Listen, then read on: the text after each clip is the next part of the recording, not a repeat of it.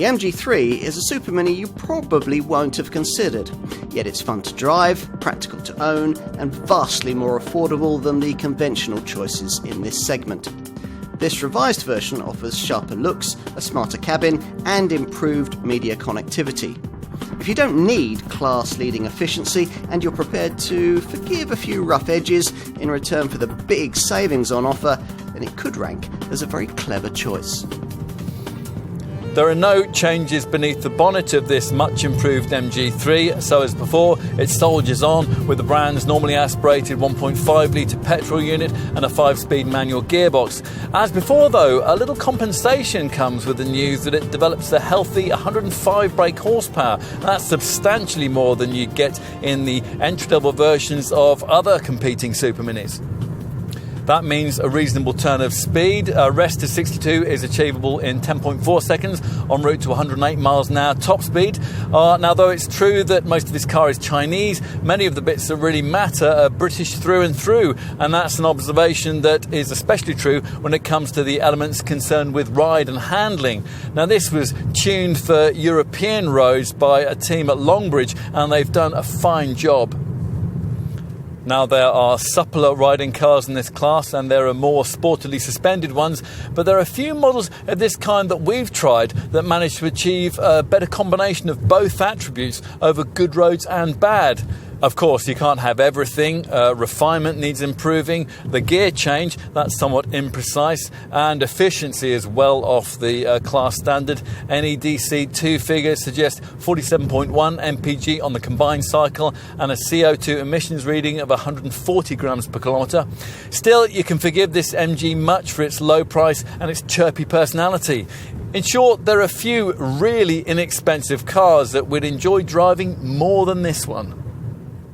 This revised MG3 borrows much from its XS SUV showroom stablemate, primarily this enlarged full-frame grille with its enlarged MG octagonal badge. As before, all the expected modern design cues are certainly present and correct. Blacked out A-pillars, a wraparound windscreen, twinkling daytime running lights and sharply sculpted crease lines. In short, there's certainly nothing economy-minded about the way that this thing looks, and it's also more personalisable than most other Super Mini segment models, if you like the idea of bright colours and sporty stripes.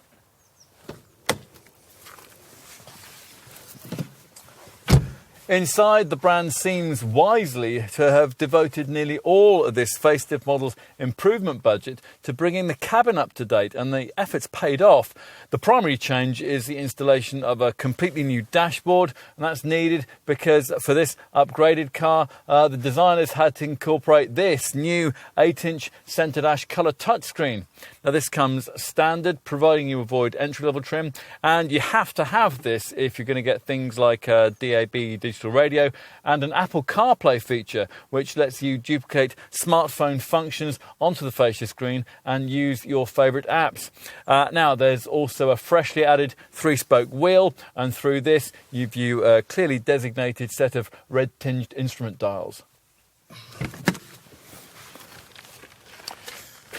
Right, let's take a seat in the rear.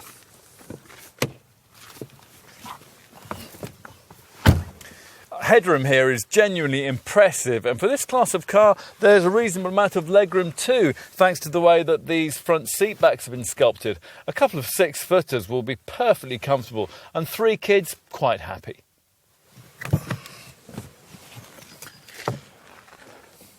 And out back, well, the boot isn't the biggest in the class, but it's certainly very class competitive.